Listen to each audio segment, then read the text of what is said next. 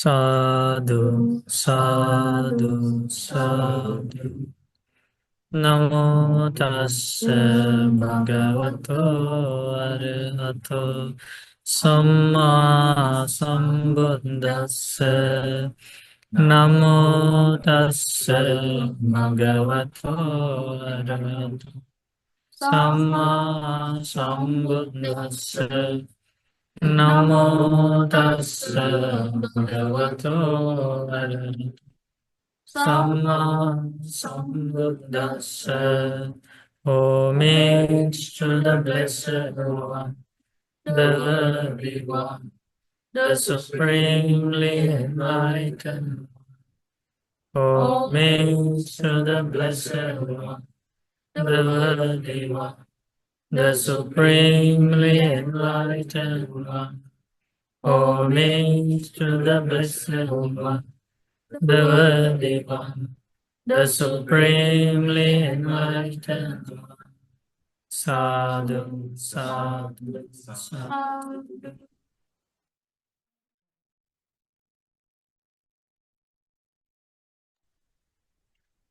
We pay homage to our teacher, Gihisāmīcisutta and say, Sadhu, sadhu, sadhu. Does anybody have any questions before we start the sutta discussion today?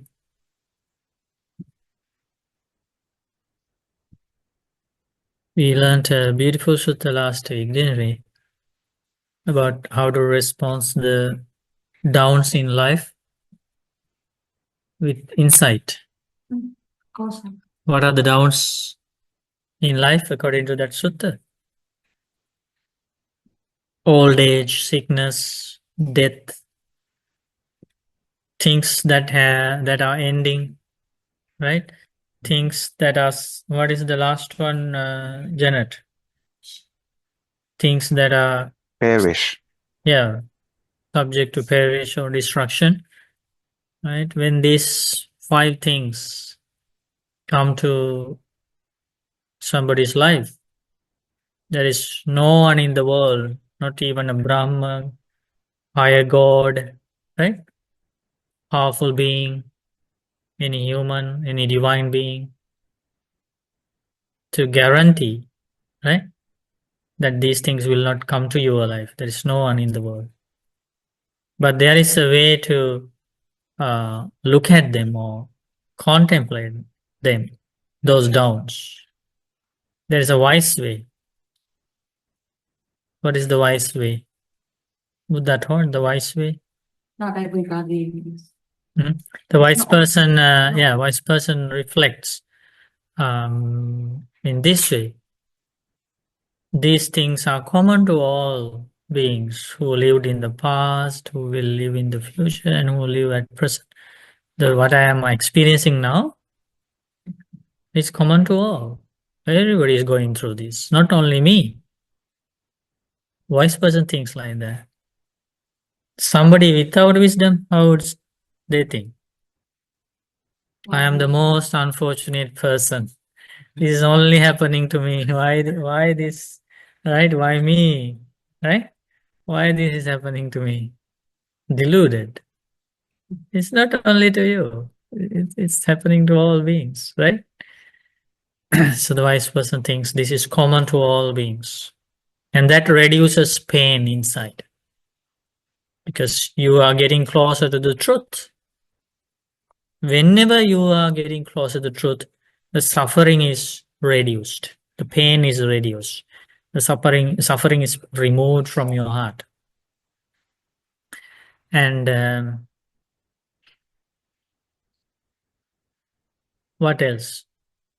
A wise person thinks, if I were to cry, right? If I were to lament because of this tragedy or these problems in my life, I won't be able to eat well. So I'll be weak. I will get sick. More suffering. I won't be able to work well. I won't be able to study well. I won't be able to manage my day-to-day life. wise person thinks like that. So it helps them to face the situation with a strong mind. What are the other wise thinking pattern? If I cry, okay, this thing happened to me, somebody stole my belongings, or fire burned my house, right? Flooding carried away my property. If I were to cry now, if I were to lament, my enemies will be happy because they want to see me sad. They want to see me crying. So the wise person is patient. He can face downs in life with a equanimous mind. So he can find solutions because he is mindful. When somebody's mind is clouded with grief, negative thoughts, sadness, worries, stress, depression, it is difficult for that person to find the right solution for the problem. You agree? So the wise person doesn't let that happen. He stays calm, peaceful, even in a very difficult situation. So he is the one who can find the right solution. Because his mind is strong, sharp, clean, right? Clear, not distracted. What is the other way the wise person thinks? He doesn't want Abante doesn't want his loved ones to feel sad. Yeah, that's a wise thinking pattern.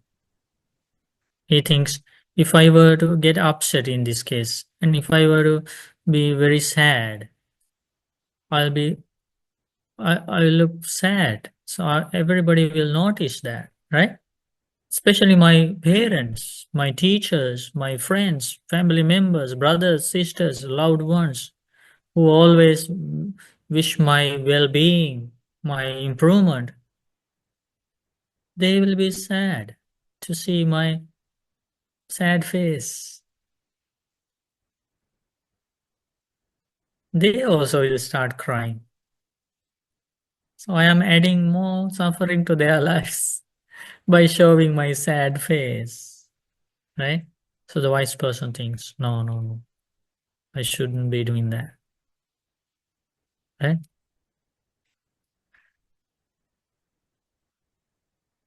Isn't that beautiful teaching? Many people in the world don't know about this. And that will help people if they know. It will help them to face downs in life with a strong mind, with clear mindfulness and awareness. And this will help people to find solutions, get solutions. So that's the teaching of the Buddha we discussed in details last week. Was it last week? Yes, last week, Monday. Last week. Gihisāmīcisutta, right? Yes. Yeah, Gihisāmīcisutta. You know why? Why did Buddha teach that? Because the king's wife. Yeah, the King Kosala heard the news, the bad news. His queen passed away, right? Monday. So the king was very sad, like ordinary people. The king also was very sad, even though he is the most powerful person in the kingdom. He was the richest, wealthiest person. He had everything, all the power and everything. But when the news came to him that his queen passed away, he was sad, got upset. And Buddha noticed that. Enlightened ones never get sad, never get upset, never cry, never lament. No. Because they have seen the truth fully. in this life. So the Blessed One, when the king was crying, and then another minister or another person who was with the king also started crying, right? Everybody is crying now. The people, they would forget what to do next. They would forget how to find the right thing to do. But when somebody coming to the Buddha crying, losing mindfulness, Buddha wouldn't cry with them. Buddha would give wisdom. Isn't that beautiful? It's amazing. That's the guidance we need for our life. Buddha wouldn't cry. Buddha would say, okay, you are crying because of this reason. Try to remove this reason from your mind, and the tears will stop. That's the wisdom. Buddha always shared wisdom. Buddha didn't share sadness or grief with others. Buddha shared the path to true happiness. Buddha shared the path to end suffering. Okay, so that's the beautiful teaching we learned. Any other questions? Anybody likes to ask questions?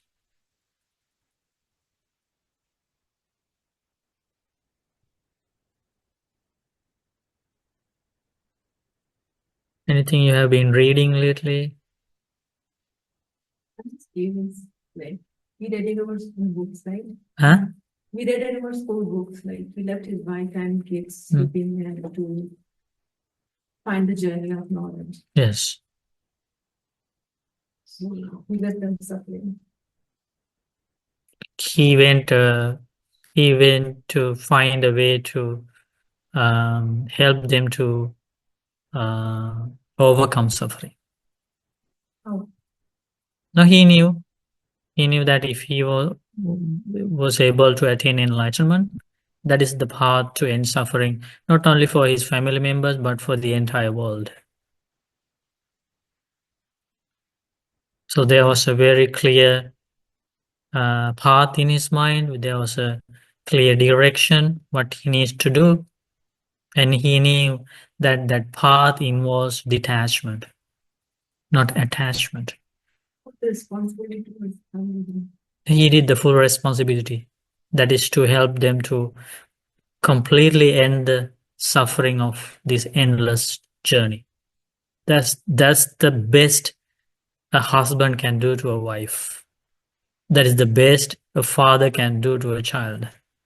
That is the best a son can do to a parent, which he did.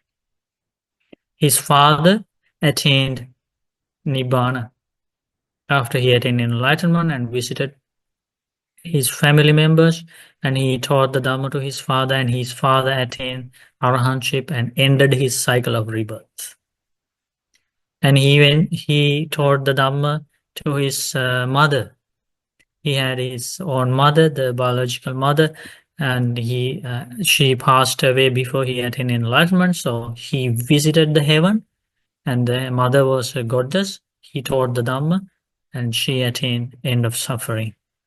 And then he went to the palace to taught the Dhamma to stepmother, right? Prajapati Gautami, who was the sister of the Buddha's mother. And she became a nun, entered the order of nuns. Buddha taught the Dhamma to her, and she attained arahantship and ended her suffering of this cycle of existence. And then his former Laylife wife became a nun, entered the order of nuns, and Buddha taught the Dhamma, and she became an arahant nun, escaped from suffering fully. Escaping from suffering means escaping from rebirth of hell, rebirth of animal world, rebirth in ghost world, rebirth in the human world, rebirth in the heavenly world, rebirth in the Brahma world. Escape from the entire realm of rebirth. Fully freed from suffering.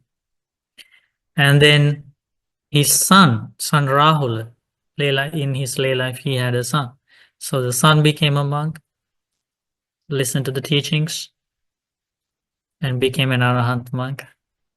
Escape from rebirth, attain freedom from suffering. So he did the best. He was the best father for the son. And so he did that great service to his family, and also he did the great service to the many humans and gods, and still people use those teachings to escape from suffering.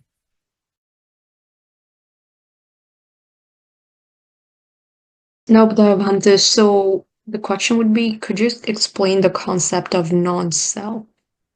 Yeah, the non-self, the Dhamma teaching has been very clearly expounded by the Buddha.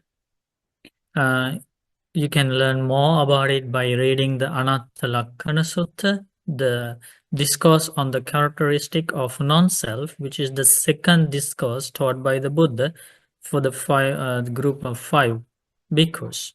And also you can learn about Anatta by reading Chula Sachaka Sutta. There are beautiful similes about how to understand non-self. So the idea here, what Buddha taught in the discourses about non-self, is that basically, if you try to understand this life in terms of 5 aggregates of clinging. So what are the 5 aggregates of clinging? Form aggregate, right?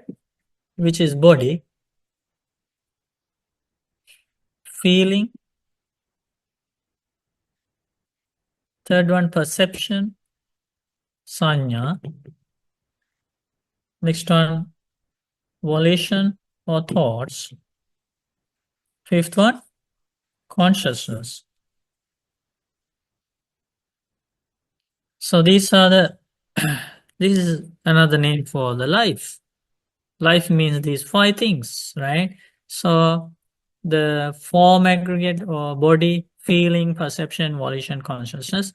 And when Buddha asks us to understand the non-self nature of this life, that means we need to understand the non-self nature of these aggregates, right?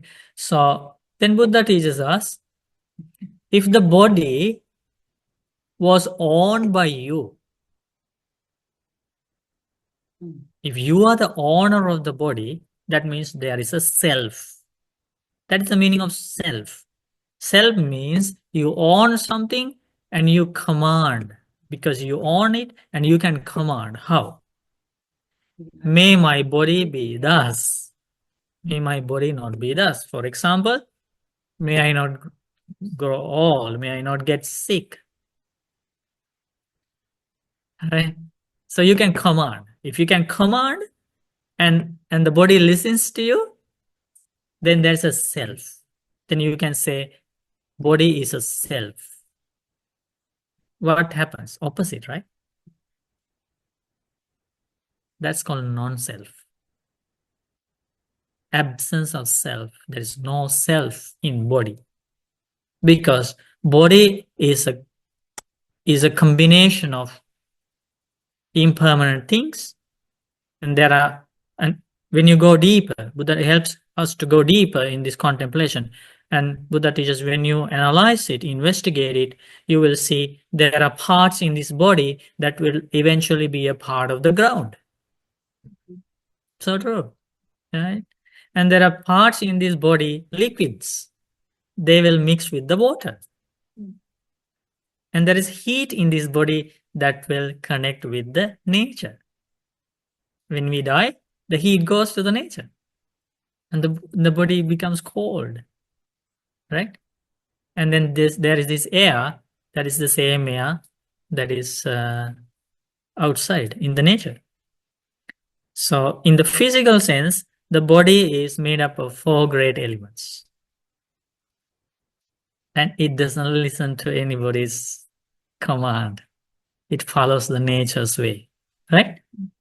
So that understanding is called understanding the non-self nature of the body. Feeling same. Nobody wants the happy feelings to go away. Everybody wants the happy feelings to stay. But what happens? They don't listen to us. The feelings don't listen to our command.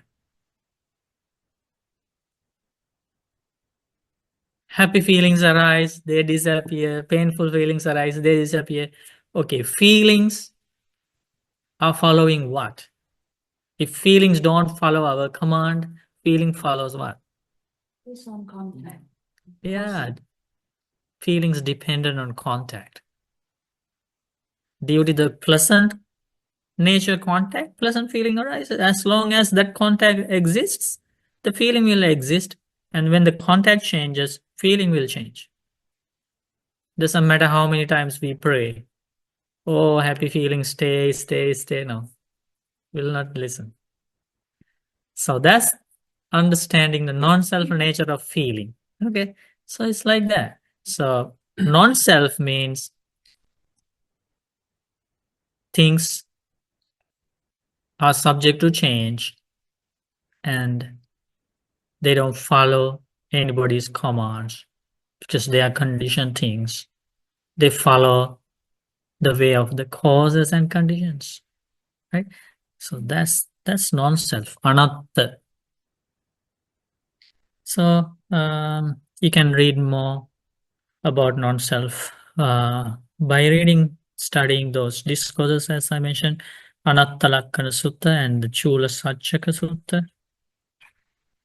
Anatta Lakkana Sutta is in the Samyutta Nikaya connected discourses of the Buddha. Chula Satchaka Sutta is in the Majjhima Nikaya. Buddha Bante, Howdy. may I ask a question? So Sure. since we're talking about form, this body, right, Bante? I remember Bante last time saying about anybody, let's say after he passes, and then if he's destined to come back, okay, let's say to the next life or next realm, there should have a body, there should have a form, right? So my example would be, let's say if the father who passes, and then he is destined to come back to be the son of his son in the next life. So there is like that. As an example, if he's destined to come back. However, his son, there is no body for the father to come back. There's no form. So meaning to say the son doesn't have kids. Okay. How will that how will the father who passes has to come back without a form? I asked somebody and they said, well, the father may come back to be the son's neighbor, but then the relationship is different, Bante, right? So I'm asking this question because I felt there's something wherein the father who passes should come back to be the son of his son, but Yeah. then there's nobody. So how will that be? Don't worry, there is always a place to be reborn for But then the relationship a would be dying different, person. Bante. The relationship would be different, like a Yeah, neighbor and the son. it's Yes. all decided by the karma. Oh, okay. The karma is the deciding factor. Could be So the karma said don't, no. Okay, okay. and the other thing is, don't think that father is always going to become a human being next life, right? But then, Bante, if it's destined to be, I'm just saying from hypothetical. No, if it depends on the karma. Like, okay, let's say let's say father is not going to be born in that family. There are so many families to be born. So the karma will send that being. It's not sending, is according to the karma. When there is bhava, the karma, there is rebirth. So that person will be reborn in somebody's womb. There are so many mothers in the world. But then he couldn't become the son of his son. So who controls it?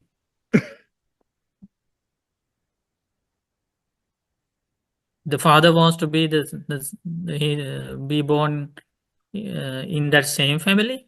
Who can control like that? Nobody can say if people can decide where they want to be born, then there is a self. Nobody wants to be born in poor families, right? Like that, you think that father has a say where to be reborn? Say maybe because of the karma. Decided by karma. Yeah, There is that no self. And this, not only the 5 aggregates of clinging, the entire thing, entire process doesn't have a self. That is the dangerous thing. If there were a self, then people can say, okay, I did some bad karma, so let the bad karma not follow me. Only good karma follow me.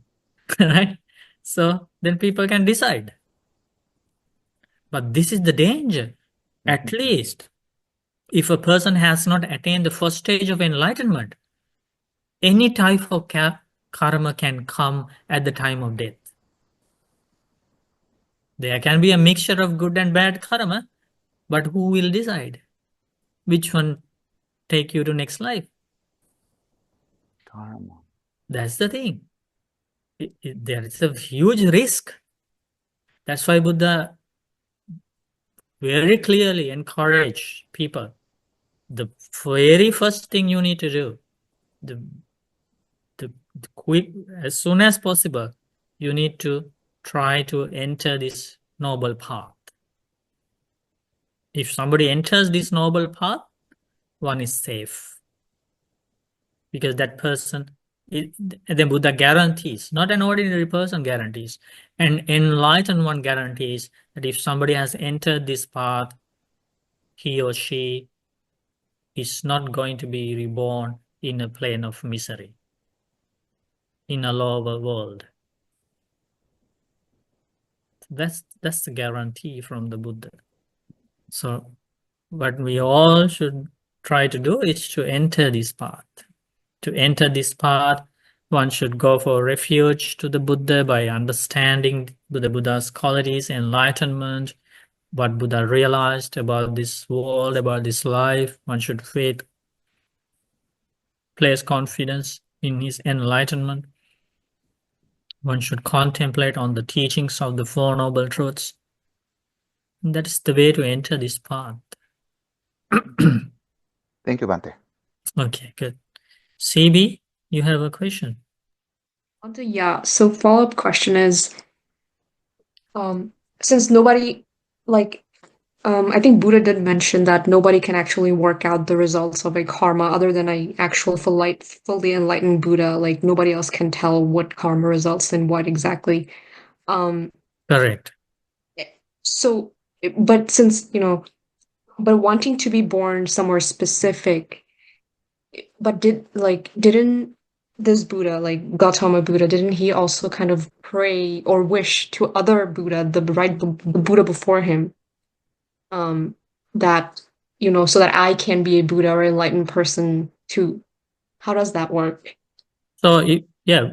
So, before, not only Buddhas, even the disciples of the Buddhas, there are discourses that they can make a wish. May I be born among humans in rich families. They can make a wish. May I be born among the Taotinsa gods, among Tusita gods. Like that, they can make a wish.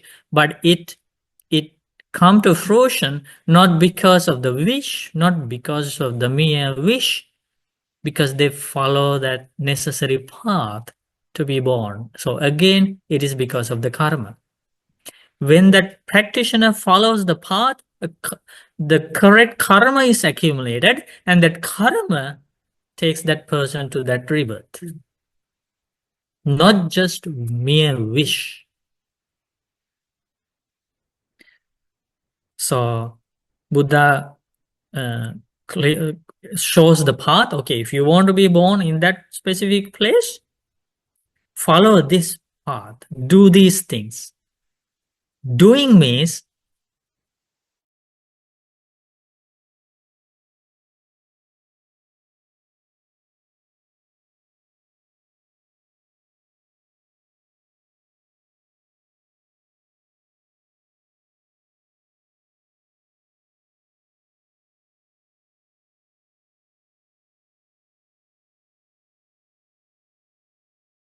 world that you wished for. Otherwise, without cultivating those qualities, without just by saying or wishing, may I be born in that place, never happened. Right?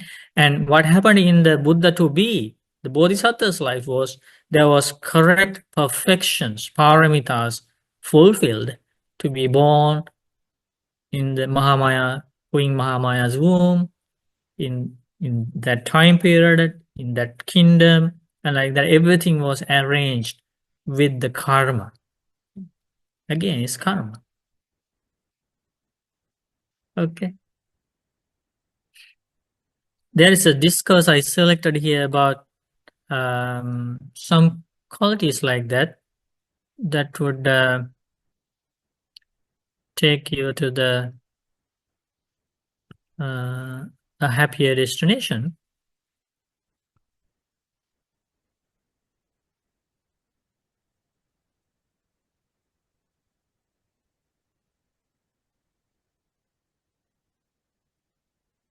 So this is one sutta. Can everybody read together? This is the short sutta, but it's very, very beautiful. We can see how karma and rebirth is connected. The name of the sutta is Lay Practice. Lay follower or lay practitioner means the practitioner who lives at home.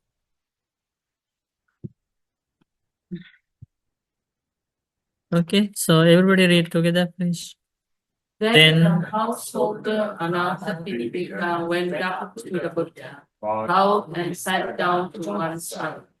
The Buddha said to him, Householder, the noble disciple does four things they are practicing appropriately for holy person, which brings pain and leads to heaven.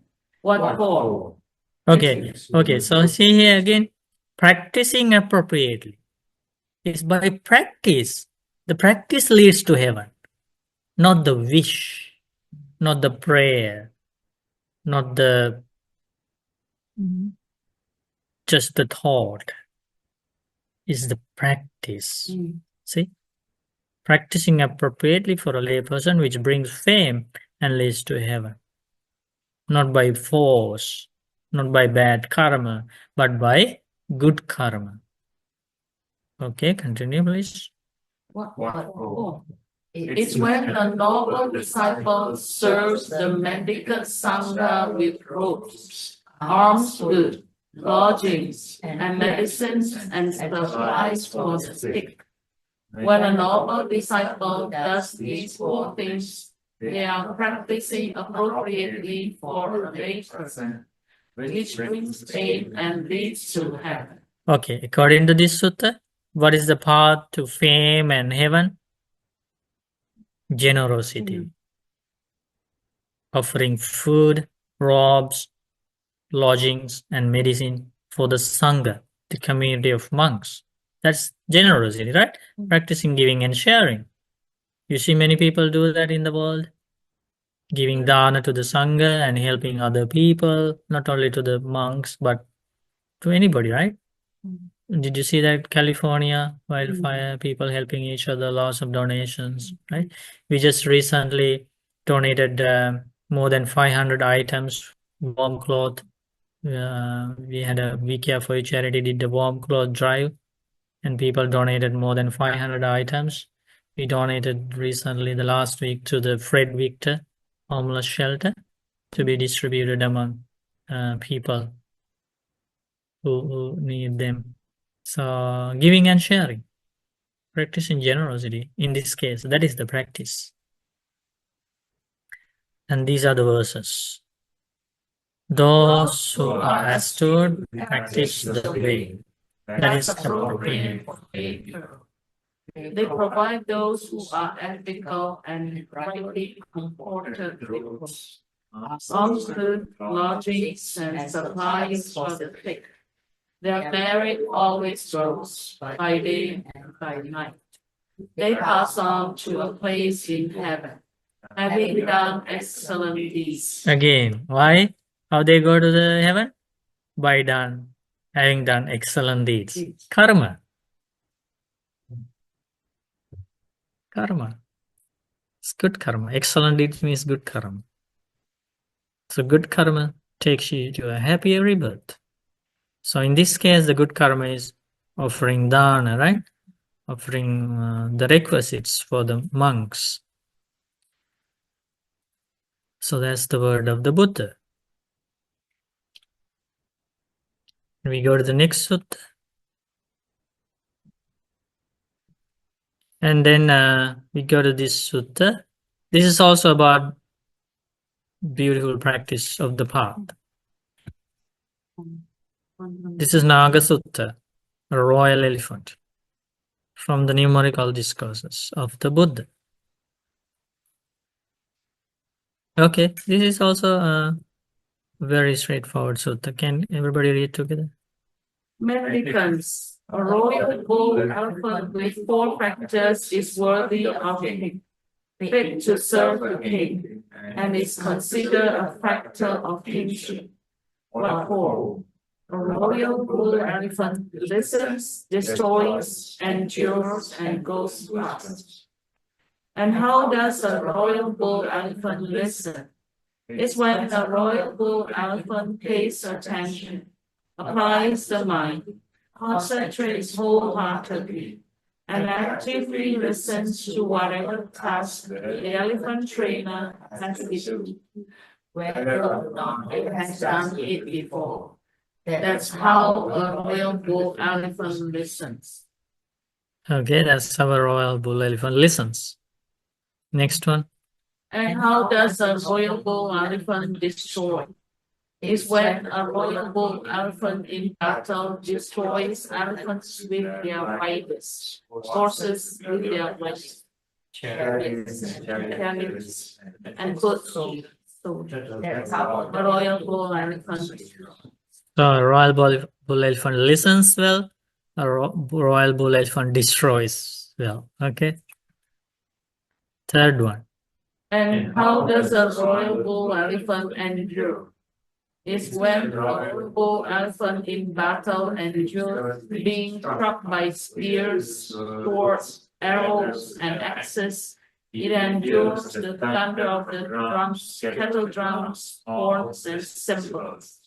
That's how a royal bull elephant endures. So a royal bull elephant listens well, destroys well, endures well. Fourth one. And how does a royal bull elephant go fast?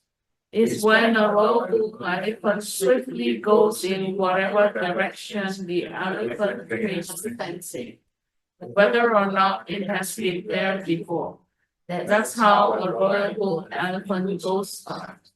A royal bull elephant with 4 factors is worthy of a king, fit to serve a king, and is considered a factor of kingship. What are those 4 factors? A royal bull elephant listens well, destroys well, endures well, goes fast. Okay, next.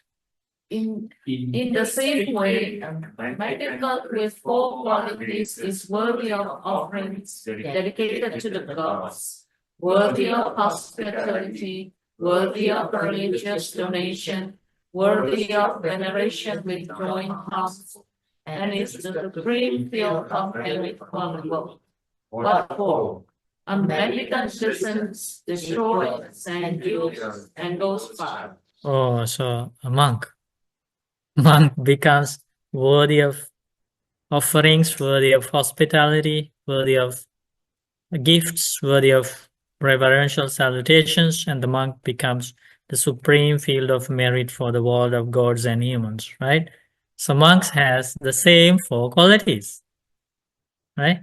And in the same way, any practitioner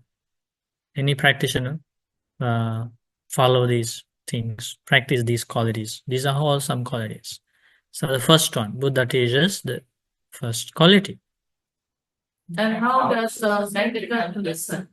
It's when a mendicant pays attention, applies the mind, concentrates wholeheartedly, and actively listens when the teaching and training proclaimed by the Lord's Lamas is being taught.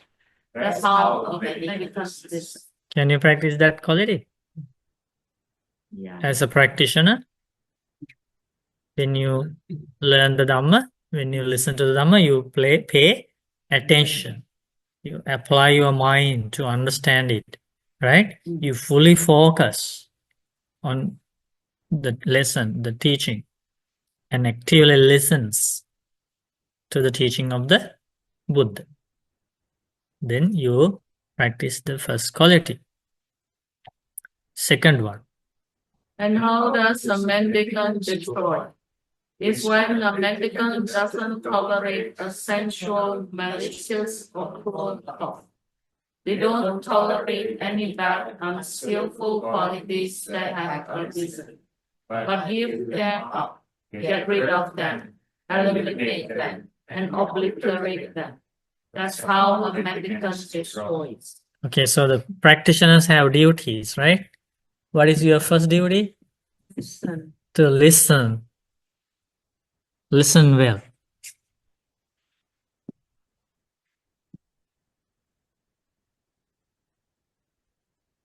That's the first one.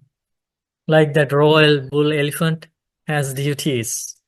This is the practitioner's first duty, to listen well. Second one, to destroy well. What are you going to destroy?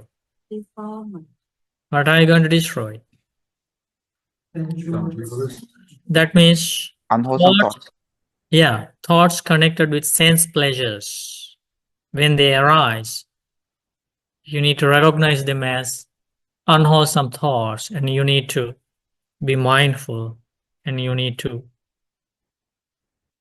practice those techniques of mindfulness to remove them from your mind. Because of these thoughts connected with sense pleasures, people kill others. Greed, hatred, taking revenge, jealousy, these negative qualities are associated with these sense pleasures. So you try to abandon. What is the first one? Thoughts connected with sense pleasures.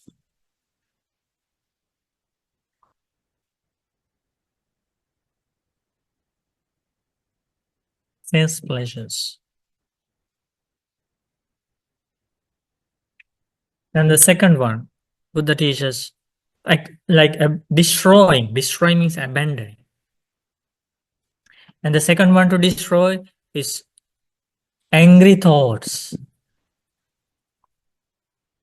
Angry thoughts.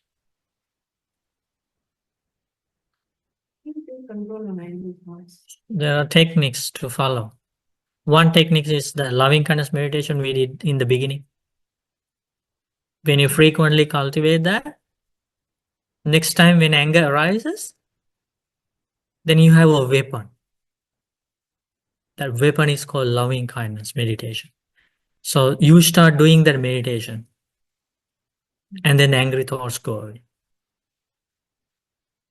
because your mind is developed with the loving kindness. So there is positive, wholesome quality to replace angry thoughts. So that's one way of getting rid of angry thoughts. Lots of people benefit from that meditation. and their life completely transformed. It's a powerful meditation. So, to destroy angry thoughts, to be, that royal bull elephant became worthy of respect. So when the word destroy, I thought it was breaking the prison, killing people. No, it's explained here. Oh, when you first heard, right? Yeah, but we have the description, right? People killed. Yeah. So the monk destroys, the practitioner destroys thoughts connected with sense pleasures, destroys angry thoughts. How to destroy? You cannot do physically, right? It's a mental battle. And then destroying cruel thoughts. What are the cruel thoughts? Before killing somebody, people have cruel thoughts, right? Thoughts of harming, those thoughts. Cruel thoughts. Now you can see, in order to gain benefits of this path, somebody has to cultivate lots of good qualities, awesome qualities. They have to destroy angry thoughts, they have to destroy cruel thoughts, they have to practice thoughts of detachment, thoughts of renunciation. Always a good person, kind person, generous person, grateful person attains the stages of enlightenment. And the next one, next quality. How does it? Yeah, everybody please read. And how does the meditation endure? It's when the meditation endures cold, heat, hunger, and thirst. The touch of lies, obstacles, rain, sun, and the blast, rude and unwelcome criticism, and they put up with physical pain, severe, acute, unpleasant, disagreeable, and life-threatening. That's how a meditation endures. Yeah, patient, practicing patience, right? Endure. So, for the previous one, I have read something. Here, Buddha explains not only these three things, but mainly these three things, but any unwholesome quality. When they arise, the practitioner tries to destroy them. Destroy means abandon them. Okay? A good destroyer. You become a good destroyer, good warrior. And then enduring. These things you have to endure. Otherwise, it's not easy to follow the path. What you have to endure? Cold, heat, hunger, and thirst. You know those stories of Arahant monks and nuns who endured these things? Amazing. Like for their entire life, even in that cold weather in India, they only were using 3 robes for their entire life. That's how they endured cold. Only 3 robes. How could they do that nowadays? Yeah, amazing. They did that in India. Because before asking monks to do that, Buddha tried himself. Have you heard that story? Buddha tried himself in a cold night. Buddha wearing only the inner robe outside. And then the first part of the night. And then when the night advanced, Buddha felt cold. And then Buddha wore the second robe. So that's called outer robe. So this is outer robe. Now I am wearing this outer robe. With outer robe means with one layer, one layered robe. And then that was okay for some time, but when the night advanced, again Buddha felt cold. Now Buddha already wearing inner robe and outer robe. Okay, Buddha felt cold, and then Buddha used the third one. That's the double layered robe. It's called Sangati. You see, normally the monks are putting it here, like in ceremonies. That's the double layered robe, like twice, like 2 layers from this. And when Buddha was wearing that, now Buddha is wearing double robe, right? So first wearing the 1 layer robe, and Buddha was wearing another robe with 1 layer. So then finally Buddha realized this is enough. Inner robe, 1 layer, the upper robe, and then double layered robe. So those are the triple robe for a monk for entire life. And they survived in India like that. But in Canada, you can't. Now you had to wear jackets. They never wore shoes in India. Barefoot, many monks, and for some monks, Buddha gave permission to use slippers, but not shoes. Okay, so that's how they managed, because they practiced these qualities, right? They endured cold, heat, hunger, and thirst. Some days, remember, Buddha didn't get food because the evil one prevented him getting food, and the entire village was possessed, didn't offer any dana. So Buddha endured hunger. And when some monks and nuns traveling through some villages, they were not believers of the Buddha, so they didn't. They asked everybody in the village not to offer anything to the Buddha or the monks and nuns. So they endured hunger. They didn't get angry. Same compassion. Practitioners need those qualities. That's why Buddha teaches this. Hunger and thirst. And also they have to endure touch of flies, mosquitoes, wind, sun, reptiles. Also rude and unwelcome criticism when people insult them. If the practitioners, monks, nuns, or lay people, if they get angry when others insult you, you're not going to follow the path. Because anger is not in the path. It's outside the path. It's not in the path. It's in the wrong direction. If you want to go the right direction, you have to spread compassion even for the people who hate you, who insult you. That's why you're enduring.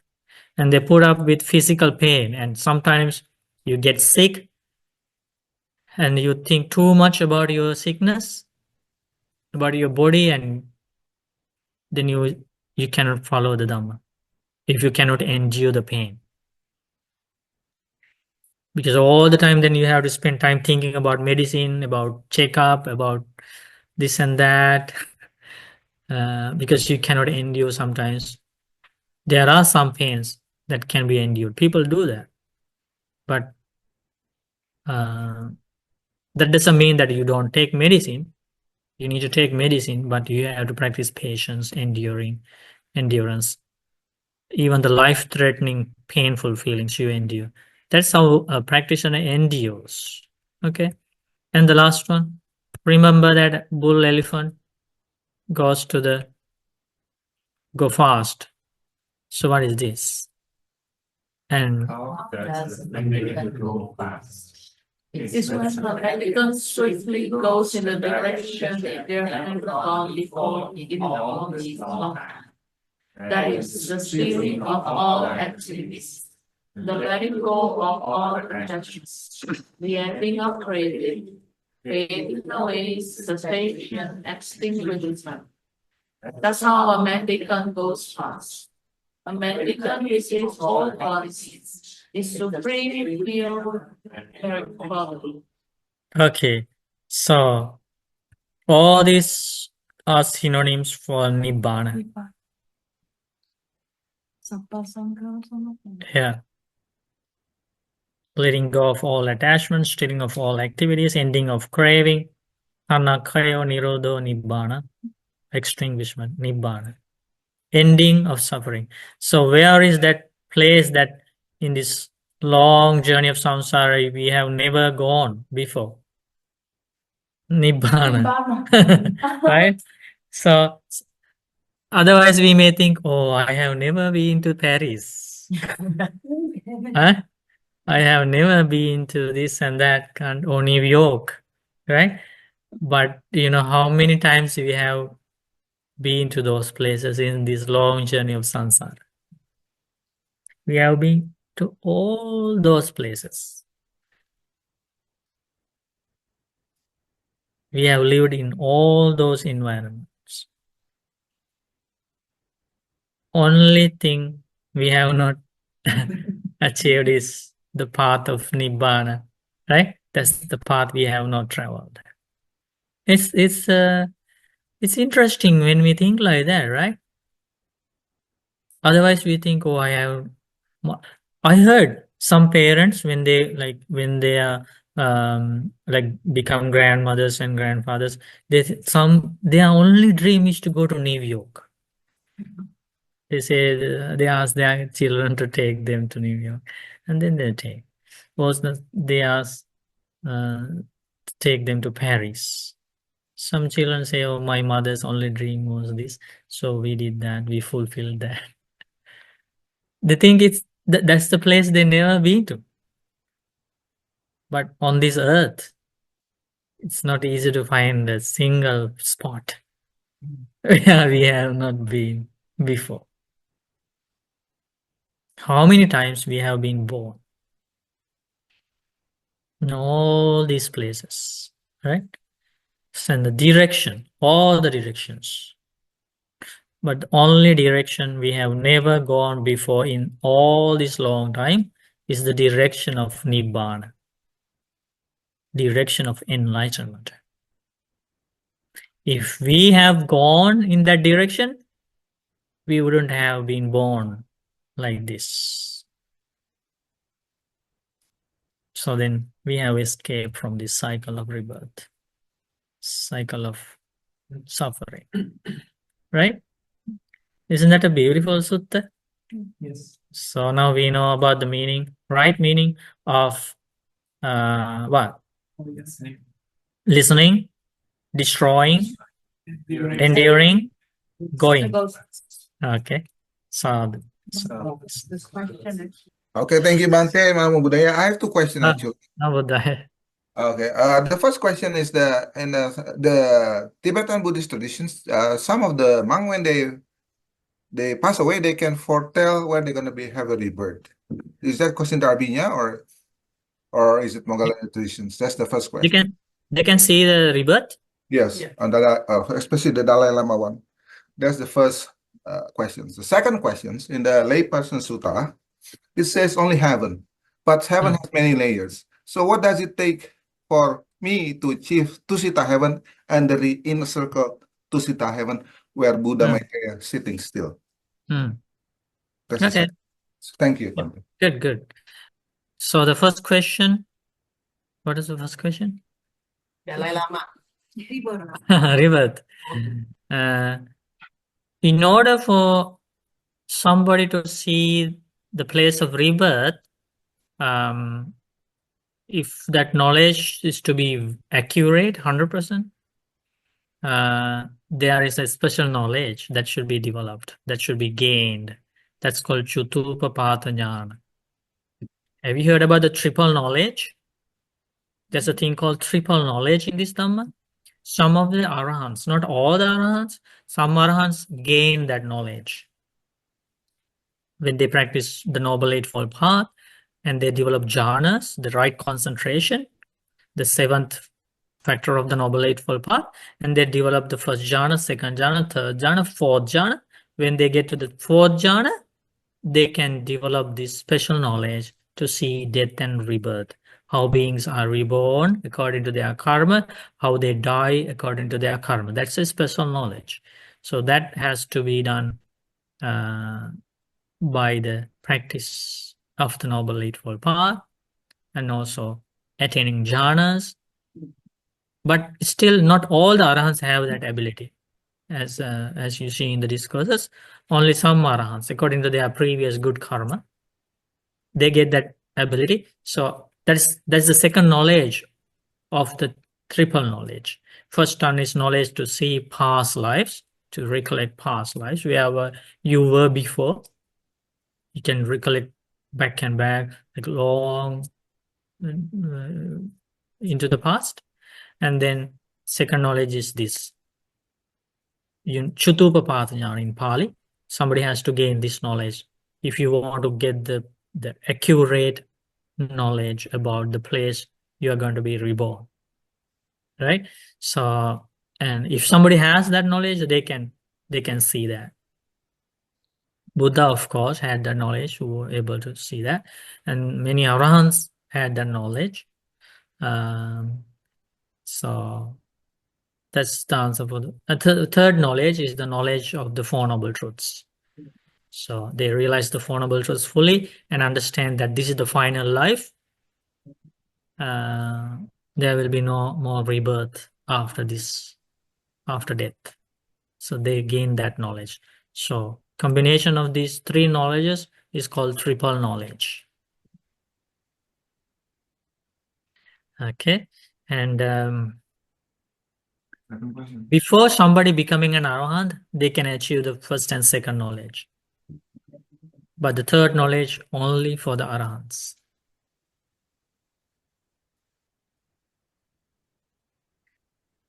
And also some people can attain the first and second knowledge, incomplete knowledge, as incomplete knowledge. So it's the information coming from that is not 100% accurate. So sometimes people misunderstand, misinformation. It's lots of confusion, right? So Sorry, Bante. So the arahant that has, so the person that has reached the fourth jhana, they can see their own past life, right? Not other people, right? both, Oh, both. Anybody. yeah. Oh, Okay. What's the second question? To go to the Sita. Sorry, go to a specific heaven, right? Yes. Yeah. So there is a discourse about that. The name of the discourse is Gihisāmīcisutta. Sankharupati. Yeah, Sankharupati Sutta. You can read that. It's in the Majjhima Nikaya, and in that sutta, Buddha teaches if you develop these qualities in your life and you want to be born in Tusita heaven, Buddha teaches you can achieve that rebirth. Not only Tusita heaven, in any heaven. And Buddha specifically list the names of those heavens, and there's a path to go there. but Nibbana should be our goal, right? Nibbana, yeah, ending rebirth. And then there's also the sutta talks about the sinking of the boat, right? And then I remember the boat is sinking, and then they're all panicking. But then there's one some it's Buddha, and then start telling them about trying to tell them about a Buddhist thing, about wisdom, and then they start developing. Remember, Bante? And then it depends, and then slowly these people coming in. So the first people who get this kind of Buddhist meditation, and they were able to go to a higher ranking when they were reborn. So I remember there's a sutta like that. And then the last batch of people who listened to Buddha during the time when the boat is sinking, and then the last batch of people, they were reborn in a lower What is that? heaven. Remember? I forgot. There's that sutta. Am I right, Bante? From the commentary, you know how Bante the sunken ship, but then there's Yes, a yes. person who is very virtuous. Huh? Then there are seven, like the first 100 people, they took the 5 precepts, and Yes, friend Linda is better to Oh, explain. yeah. then the ship slowly sank. Oh, yeah, I But the remember. longest time that they took the Yeah, precept. so there is such thing in the Dhamma because people have different wisdom levels. For example, according to the audience, Buddha preached, right? So sometimes Buddha can say, okay, this person cannot realize the deep Dhamma, Four Noble Truths. But still, I should help this person. If this person doesn't collect merit, after that this person would end up in hell. So the person's lifespan is coming to end soon. So Buddha doesn't have time to teach the Four Noble Truths, and the person doesn't have the capability to realize it, grasp the teachings. Buddha knew everything, and Buddha can scan the person's spiritual faculties. And at that time, Buddha would teach only about something like this. Okay, reflect on the qualities of the enlightened one. Reflect on the triple gem, like to Chattamana, right?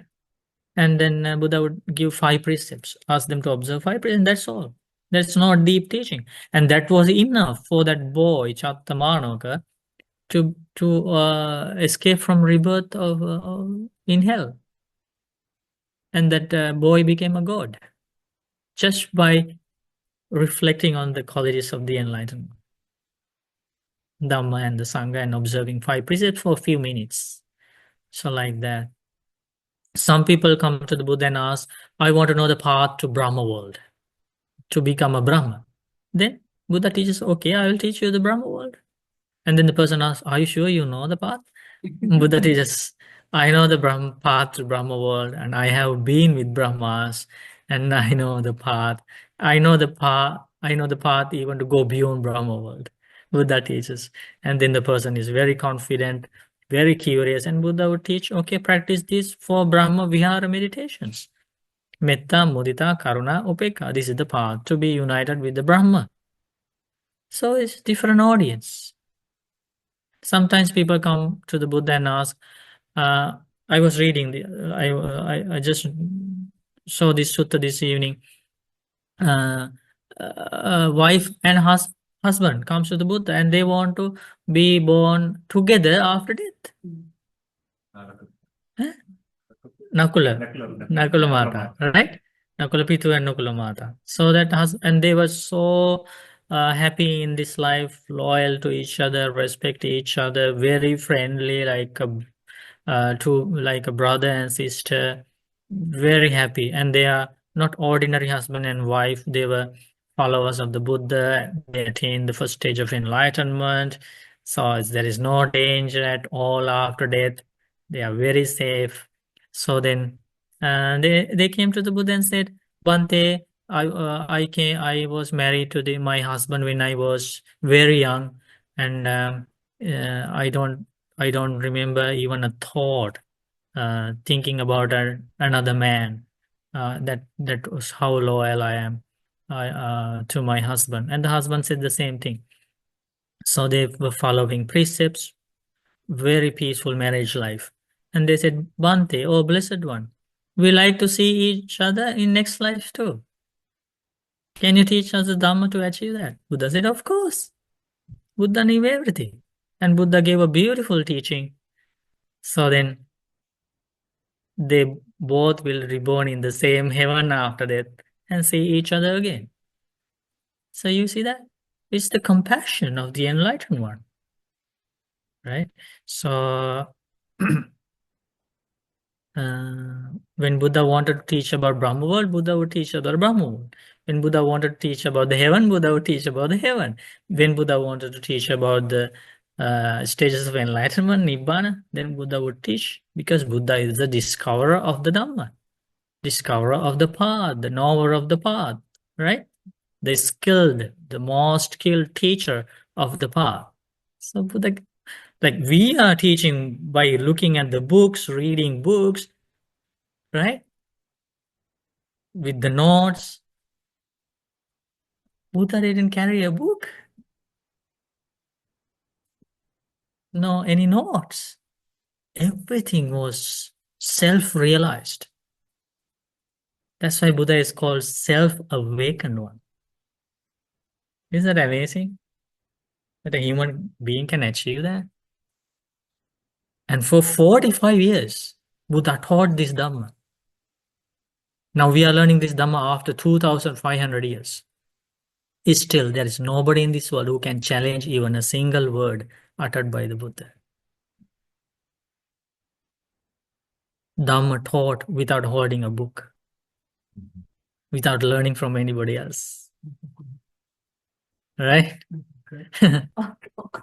So no one can challenge. No one can say, oh, Buddha taught that, that's wrong. It was right 2600 years ago, but now it's wrong. No one can challenge. Even after 1000 years, no one can challenge for a single word. That's the enlightenment. Sadhu. Sadhu, sadhu. So we collected lots of merit today, and lots of friends joined today from Suryani's home, and listen to the Dhamma, and people, Kalyana from here to join the class. Everybody together, we generated powerful good karma by observing precepts, going for refuges, triple gem, practicing samatha vipassana meditations, and also by learning the words of the Buddha. Helping each other in many ways, organizing these Dhamma programs at the monastery, and also organizing the Dhamma programs at Suryani Upasika's place. So we share all the merit, first of all, with our teacher, Lokaswami Nahanse.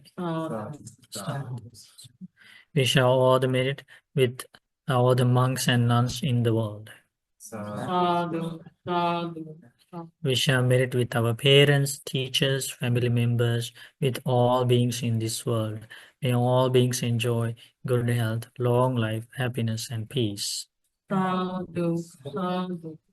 We share merit with all the devas. May all the devas rejoice in this merit and help all of us to follow the Dhamma path peacefully. Sadhu, sadhu.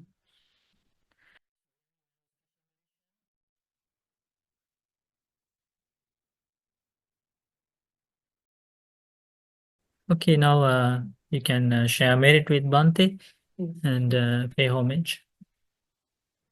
Okasa, Sukhi hotu. Maya katang punyang samina anumoditam. Sadhu, sadhu, anumoda. Samina katang punyang mayang datam. Sadhu, anumodita. Sadhu, sadhu anumodami. Okasa dwara trina katang sapang. Come on, come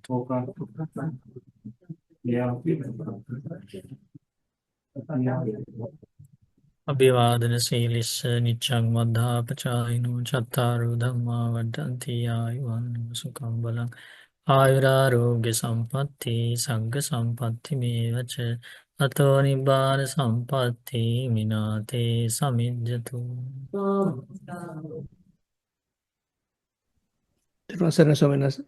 May you be well and happy. Thank you, Bante. Thank you, Bante. Terima kasih. Thank you, Bante.